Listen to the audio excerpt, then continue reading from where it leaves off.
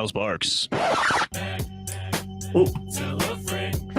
You want to get sued? So yeah, I don't. Hal Sparks is back, y'all. I love him! It's true. I'm Art, I'm Bobby. the host of Where Are They Now?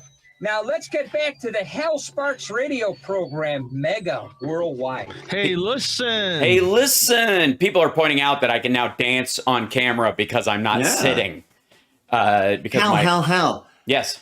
I forgot to ask you a question. Someone in the chat, Abby C, said, please ask Hal if he got the card and gift sent to his California address because the gift has not been processed. Oh, I can dear. only imagine it's a Pornhub gift card. Oh, wait, you know what? I feel seen. I pick up my mail when I'm in town in LA from that address. So I will let you know next week. I apologize if I don't know, but I will check on that. So thank you already. And it's the thought that counts, but I will make sure. Thank you, ABC. Right. Yes, thank you. All right. Hal, as a former dancer, you're awesome. Thanks. I'm a current dancer. Yes, he is. Just saying. I've seen Hal breakdance That's true. in my living room. That's right. Well, very well. All right. So the Kerch Your Bridge, which connects Crimea to Russia, blew up.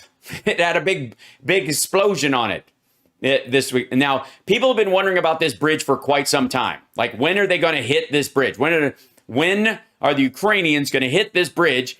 Because this is the one big connector that would stop Russia from being able to bring in support for its troops and the people that hold Crimea.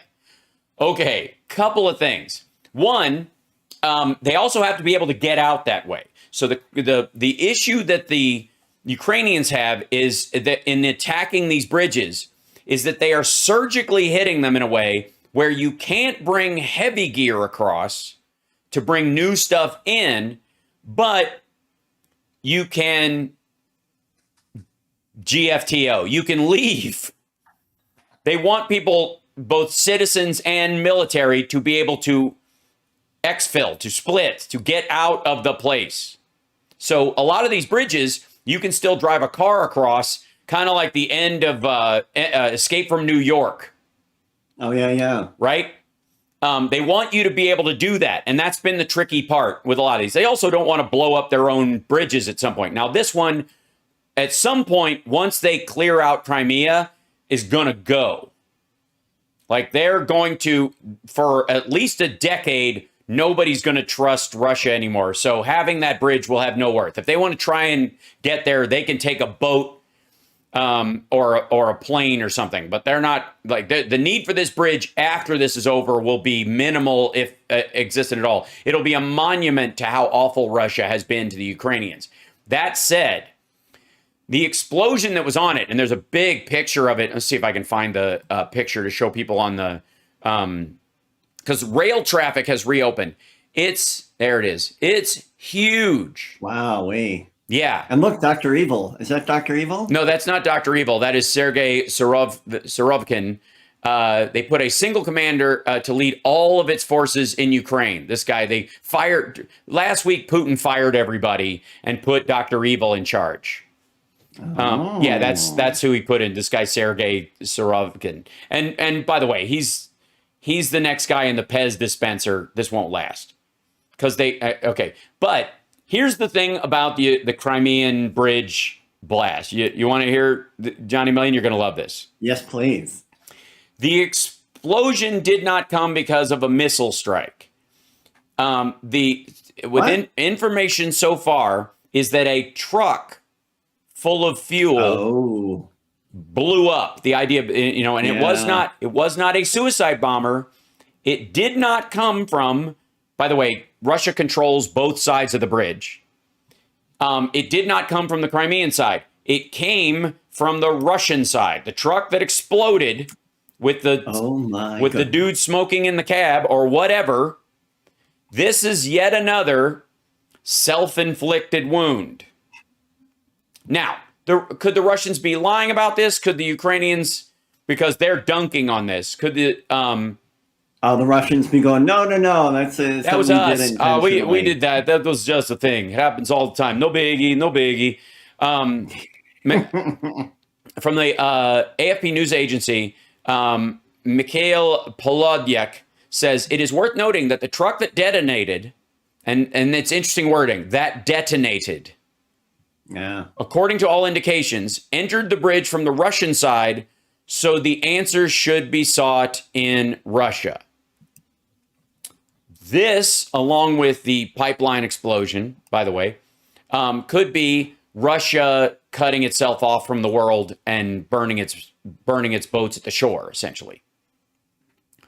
Now, there is no reason that strategically, other than generalized idiocy, that Russia would want to blow up that bridge right now to keep Ukrainians, I guess, from going into Russia from Crimea. None of it makes sense. So, but partial, as much as that fire is crazy that I'm showing on screen right now, this guy right here, partial, they got back in there and they hammered the rail, or they moved it to the old rail track. It's hard to say, or switched to the other. But half of the bridge, you can see it kind of collapsed in the picture, has fallen into the sea.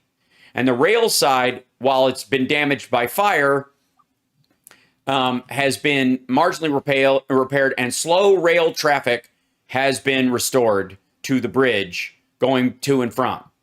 Now, all it's bringing right now, largely, is either goods and people out of Crimea, or to some degree, fuel and food in to eventually, I guess, run up and support their necessary military stations to hold that place in the next run.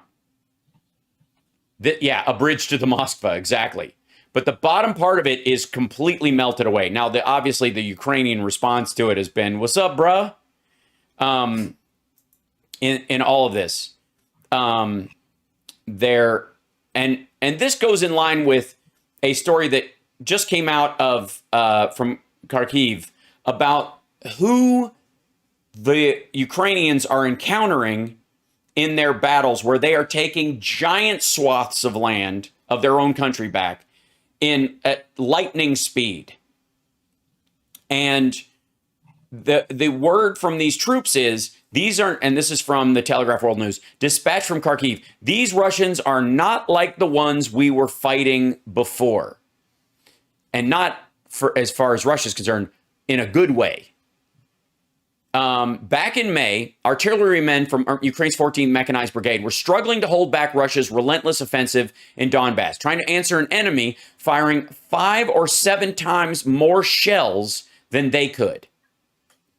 But last month, they took part in the offensive that liberated the Kharkiv region. Now they have crossed the strategic Oskol River and are firing in support of an imminent battle to liberate neighboring Luhansk Oblast. Their confidence is a mark of how profoundly the tide of this war has changed. Now it is the Russians struggling to respond. Mm-hmm.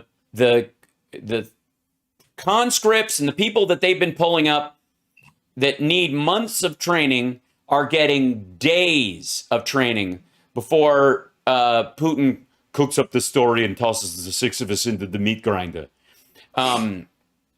If I was, if I was giving them marks out of 5, they'd get a 4+, says Dennis, a career artilleryman with more than 2 decades of service of the enemy artillerists. They're working on their own kit, and we are getting to grips with different modern things. So they're learning newer machines on the Ukrainian side, and these guys are learning old stuff as quick as they can.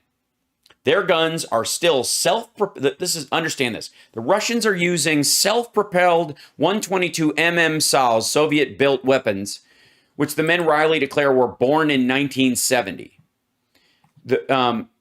They are, and this is the first stuff. Now, strategically, is there a reason the Russians would send in their old gear and their best guys in the beginning? Yes, because they thought they were going to win easily, and they'd send in, infantrymen and people who had a lot of experience on these old gears. And if somebody blew up one of their artillery positions, they weren't blowing up the good stuff. And so we'll hold back the good stuff, and that'll be phase 2. That was the part of the belief system. And the concern right around May and June was, okay, now that their stuff is getting blown up, are they going to follow up with this? Well, turns out that was the A team and the A gear. And that the Russians are now buying artillery. Well, North Korea has pushed back on this. Are buying artillery shells from North Korea. And they have seen, Ukrainians have seen Iranian drones over, they've shot them down over Ukraine. These things are line of sight. These drones, meaning like the drones, the Bayraktars, for example, or the ones that that Ukraine has gotten from other countries, Poland, from the UK and the like, kamikaze drones from the United States, are satellite based.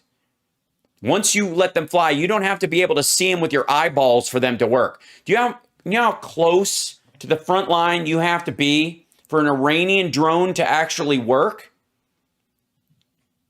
If it's out of I know. If it's out of sight range, I want to say it's like 1,000 meters, but you have to be able to be in line with it. It has to be in the sky where the machinery you're using to guide it can see it. Now, that obviously, like everybody else, they're working on long-range satellite ones, and they'll make them. Iranians will eventually have a long-range Iranian drone which they'll use more than likely in Yemen and other places in Syria against Saudi forces and the like. But they're about 2 years away. But the ones they have right now have less of a range than DJI drones, which the Ukrainians are now bringing out of the sky with anti-drone guns, which I want one. I just want one of those just to annoy certain people. That's going to be hip-fired anti-drone pistols are going to be the wave of the future. Just saying. All right, we got to take a break. We'll be back right after this with more Ukrainian news. This is huge. There is no there. We're finding out that the red areas in the Donbass are a lot like red states. Big swaths of land with very few humans. We'll be back.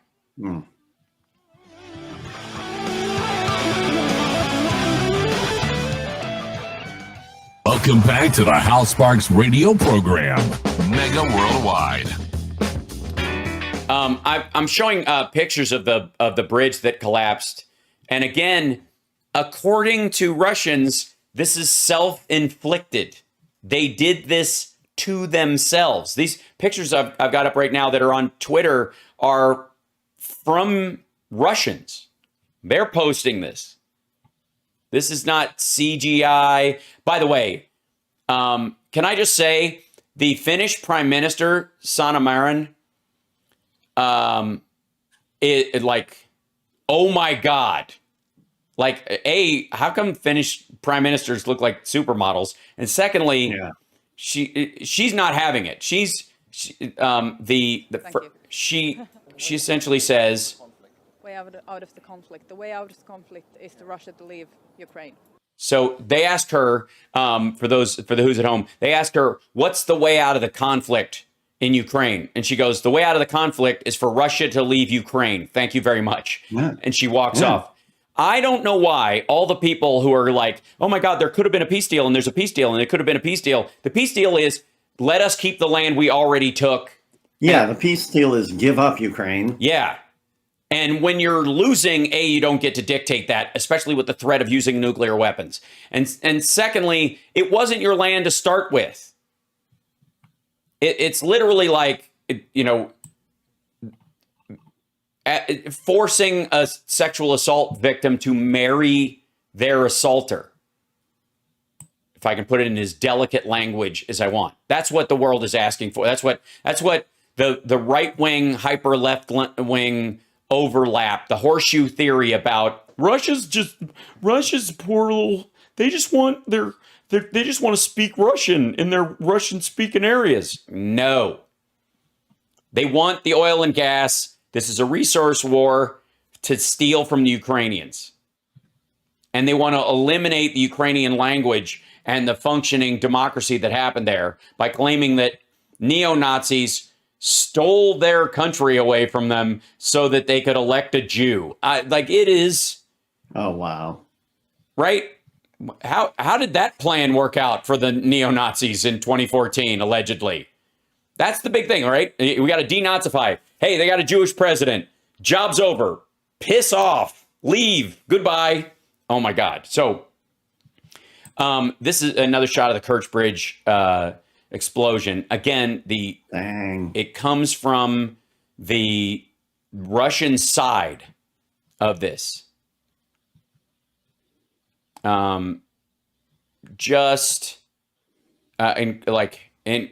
Incredible stuff.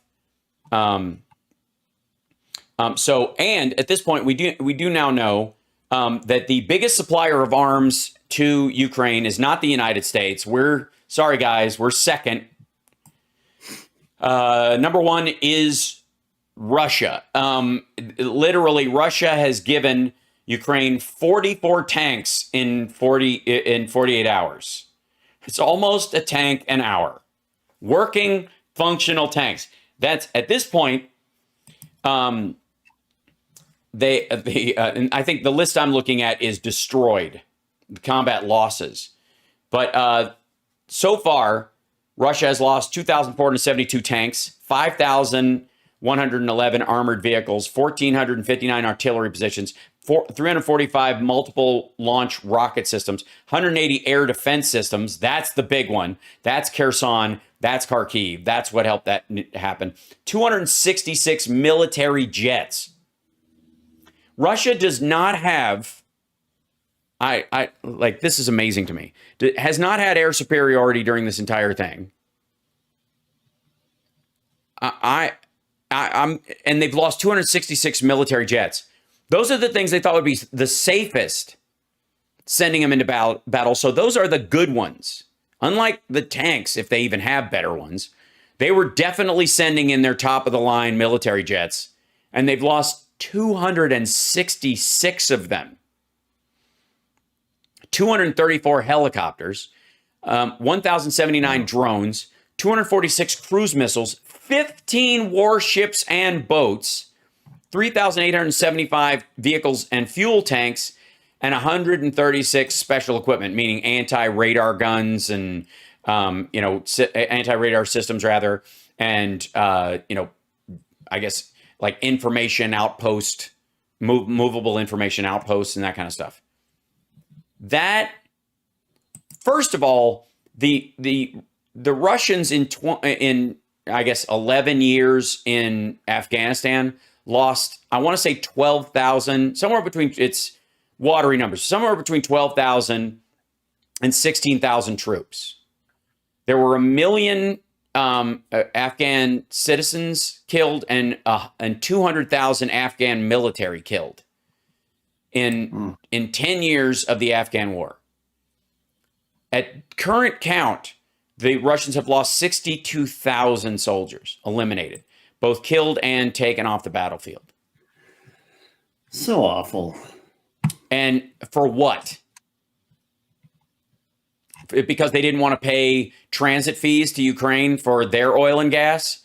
Because they wanted more control over that area? Because they don't have anything else to contribute? And quite frankly, the cost of the value of gas as a reason for your economy to exist is disappearing from the face of the earth because of largely because of demand destruction in the West.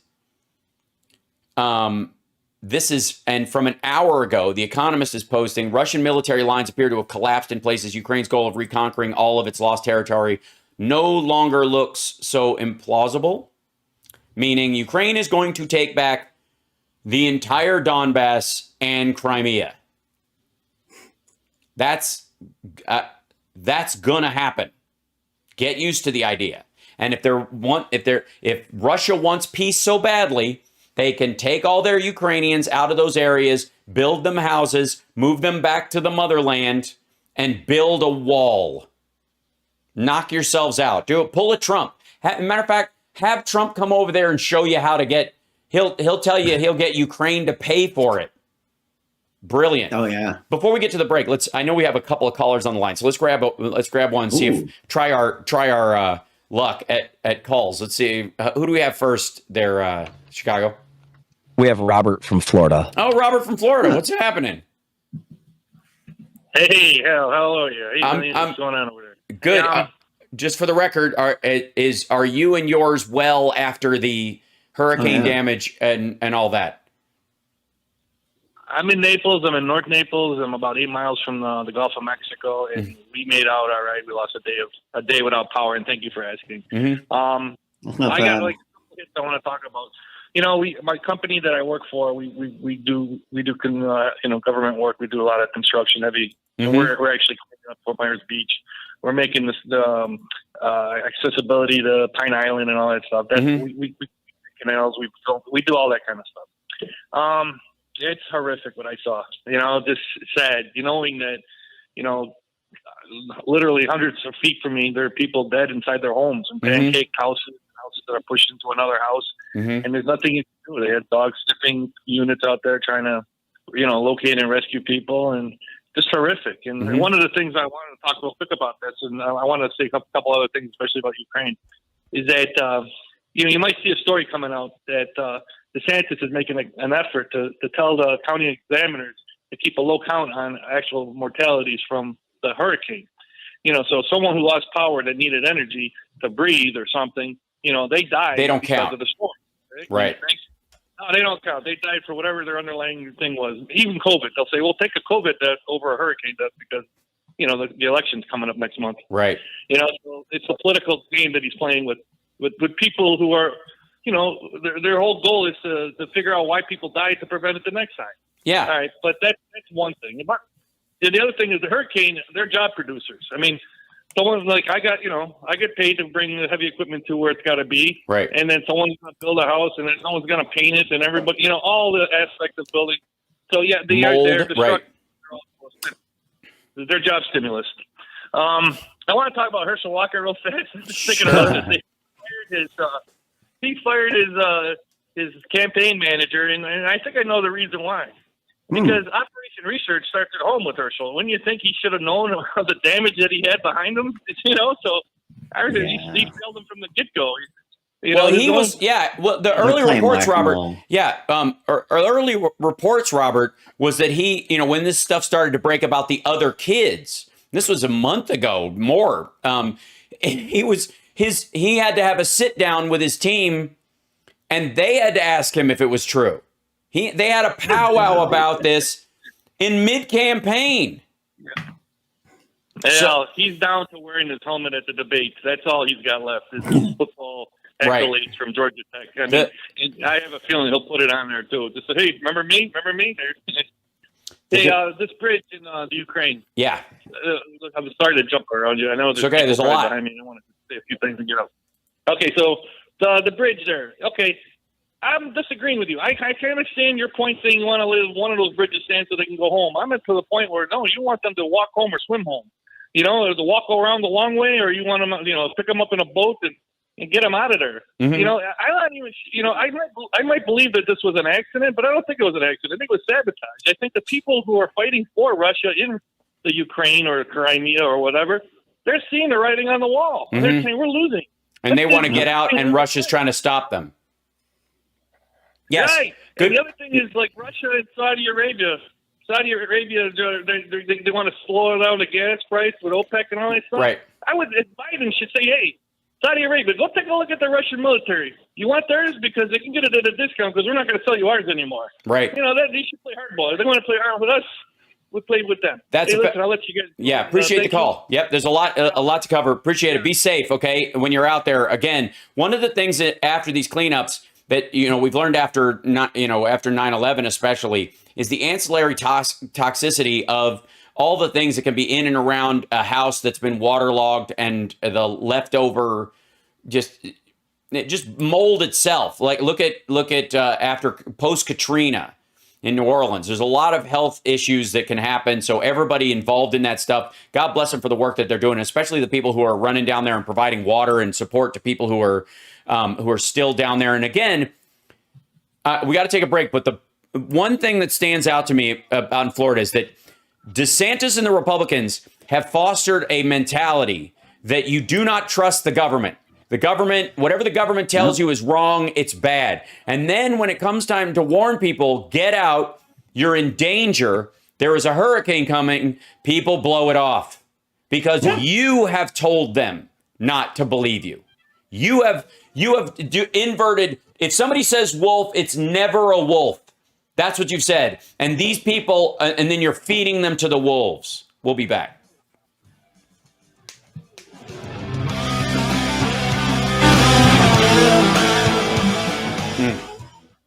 I am happy, you are happy, let us be happy together, whether the weather is cloudy or sunny. I will always be your funny honey bunny. I am lucky, you are lucky, let us get lucky together, whether the weather is cloudy or breezy. I'll be there to say, hey, come on, let's take it easy. Cause isn't it nice to have the friends that you do? And isn't it nice that the sky is so blue? And isn't it nice to say I love you, chugga chugga choo choo, woo woo.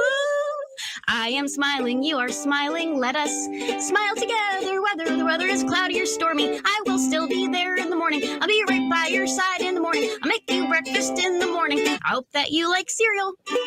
Yeah, it's there's like I personally think and check out this, I'm putting this picture up of the Crimea blast. This is literally from video of when it happened. Wow. If you go to infotainmentwars.com or twitch.tv/HalSparks, like and subscribe, support the show if you can. If you can't, just enjoy it.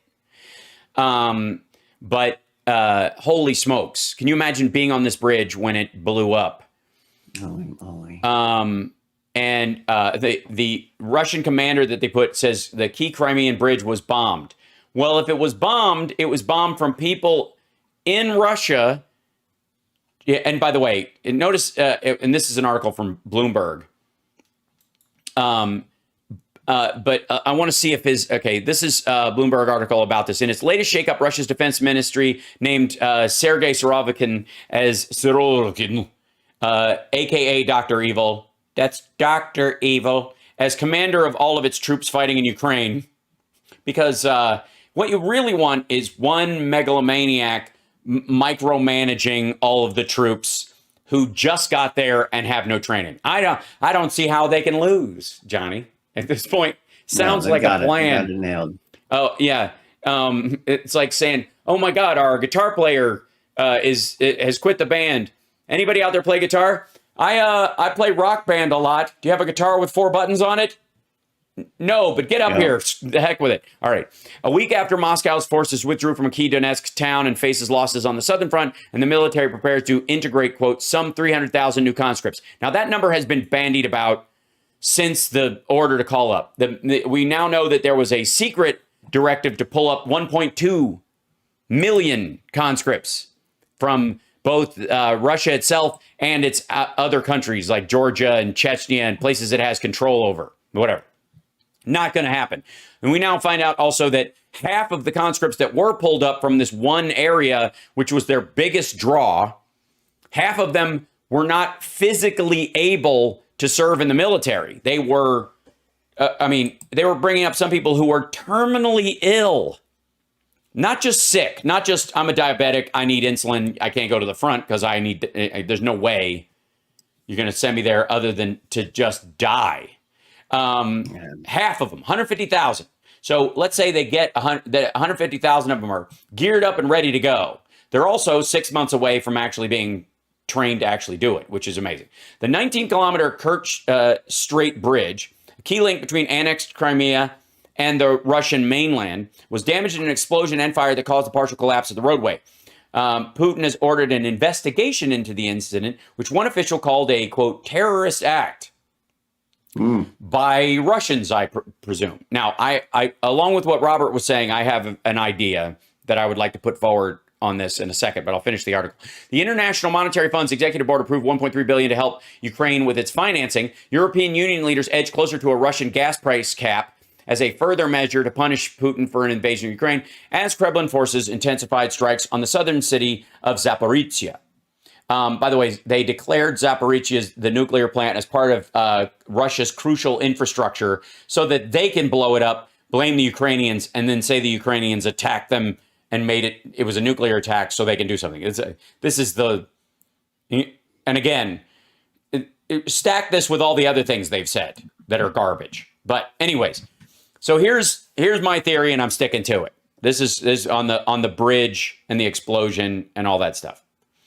We in this particular case, the Russian citizens that have been living in Crimea that were bussed into the place and by Russia over the years to try and elbow out Ukrainians through force and coercion and fear to go, this is really a Russian territory and you don't belong here. And they did it since 2014. That's what they've been in the business of doing, is full of Russians and vacationing Russians who are, who go down there and go to the beach and all that kind of stuff. We saw this footage of when there was a strike inside Crimea.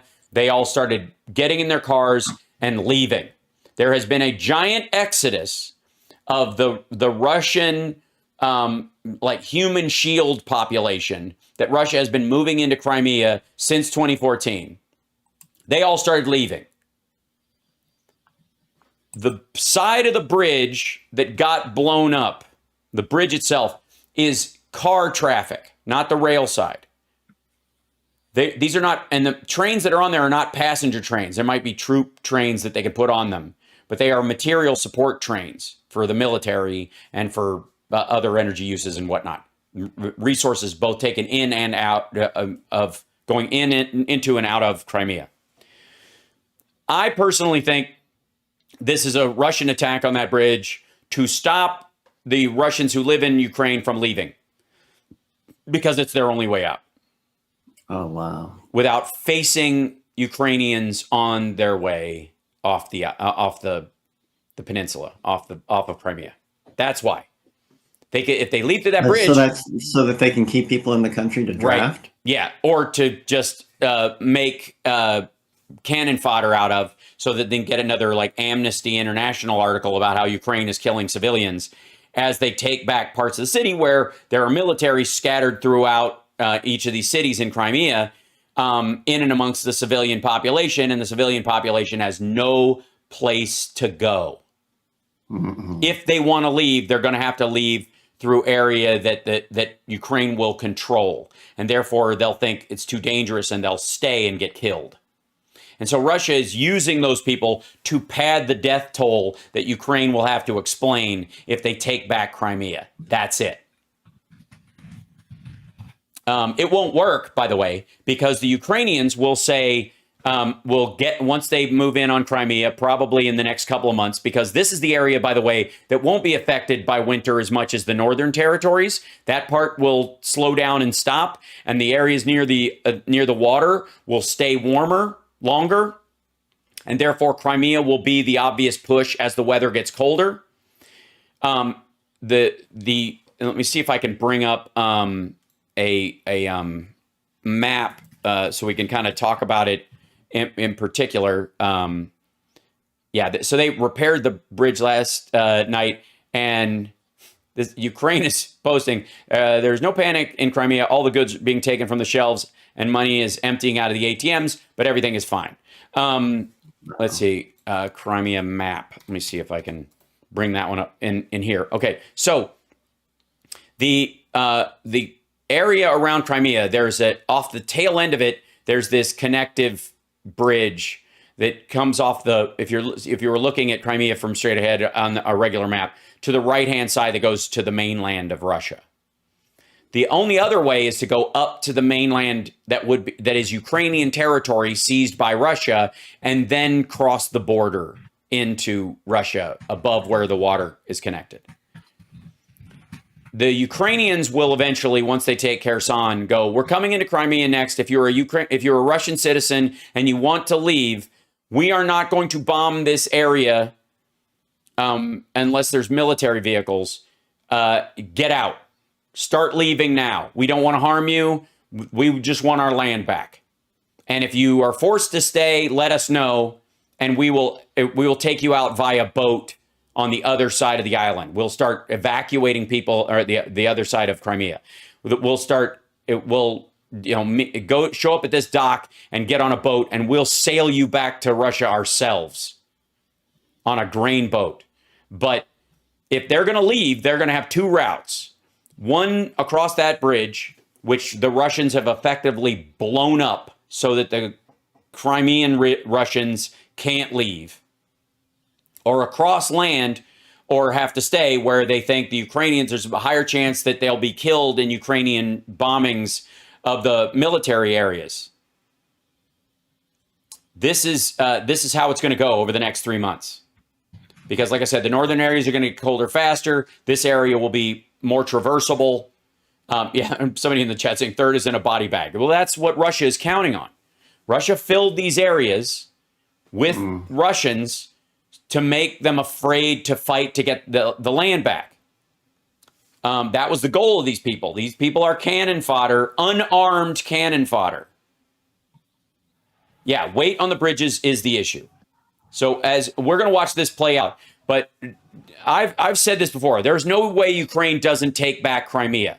And it may happen faster even than the Donetsk and Luhansk areas, because those will be the last hard-held areas. Crimea is more than likely next. As they bust through Kherson and start taking that area. And I think the Russians are trying to keep their people from leaving so that they can die as PR deaths in Russia's attack. That'd be horrible, but it would track. That's what they do. That's what they will do. And if you want those guys running everything, keep supporting Russia. Because that's how they'll run everything else. We'll see you guys next week. I think Philip Ittner may be joining us from Ukraine next week, so we'll check in with him there. Until then, take care of yourself and take care of somebody else. And vote. Vote.org. Vote, vote, vote, vote, vote. Vote. See you next time. Thanks, Chicago.